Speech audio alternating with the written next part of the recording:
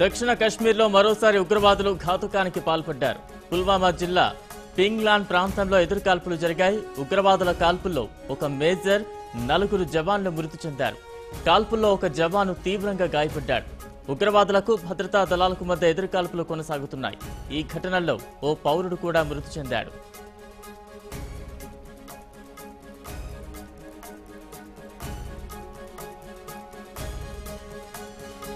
దీనిపై మరింత విశ్లేషణను అందించేందుకు senior journalist, Bharat today output editor రాక సుధాకర్ గారు ఫోన్ లైన్ లో ఉన్నారు.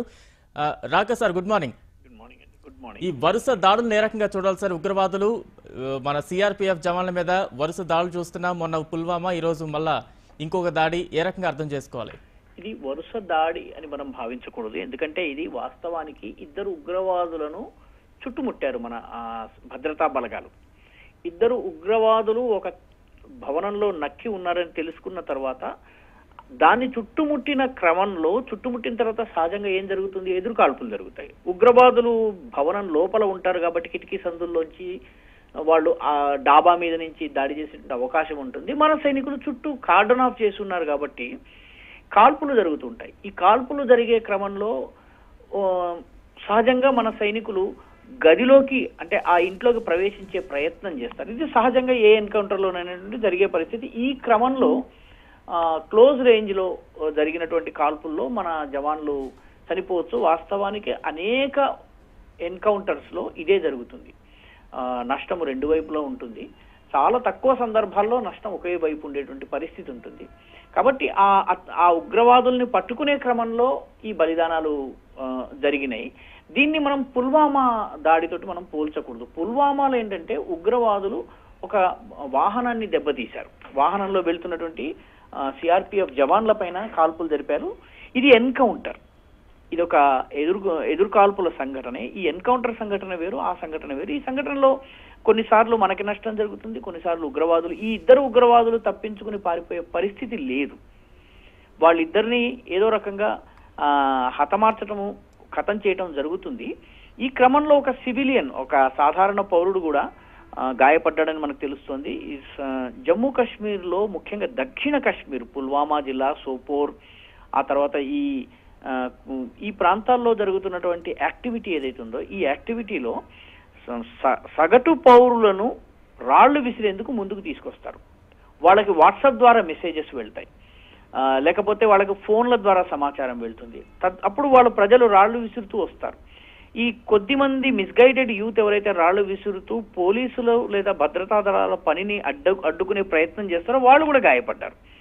కాబట్టి ఈ ఎన్కౌంటర్ ఇంకా కొనసాగుతోంది. ఈ 2 ఉగ్రవాదుల్ని కూడా మన సైనికులు ఖచ్చితంగా వాళ్ళని పట్టుకోవడమో లేకపోతే వారిని హతమార్చడమో జరుగుతుంది. కాబట్టి ఇది ఎన్కౌంటర్ ఒక పోరాటంలో జరిగినటువంటి నష్టంగానే భావించాలి. కానీ ఈ రెండింటిని మనం లింక్ చేసి చూడకూడదు. ఈ పుల్వామా సంఘటన వేరు, ఈ సంఘటన వేరు. కశ్మీర్లో అనేక ఎన్కౌంటర్లు జరుగుతూ ఉన్నాయి. అనేక ఎన్కౌంటర్లలో అనేక మంది అధికారులు లేకపోతే మన సైనికులు గాయపడుతూ ఉంటారు. అదేవిధంగా శత్రువులను కూడా పెద్ద ఎత్తున హతమార్చడం జరుగుతోంది. ఇప్పటి వరకు ఈ గత ఏడాదిన్నరలోనే చాలా పెద్ద సంఖ్యలో ఉగ్రవాదుల్ని మన భద్రతా దళాలు మట్టుపెట్టినాయి.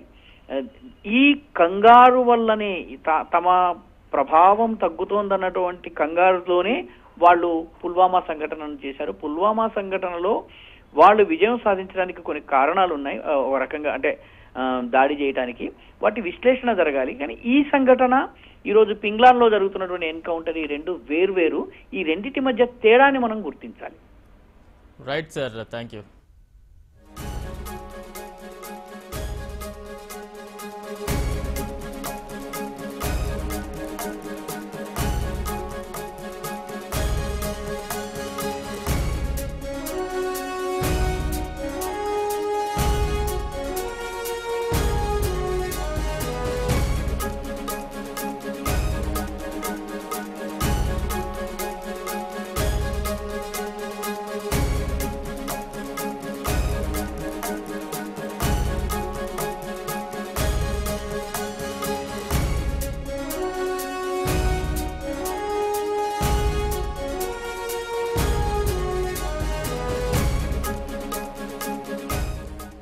దక్షిణ కాశ్మీర్లో మరోసారి ఉగ్రవాదులు ఘాతుకానికి పాల్పడ్డారు. పుల్వామా జిల్లా పింగ్లాన్ ప్రాంతంలో ఎదురుకాల్పులు జరిగాయి.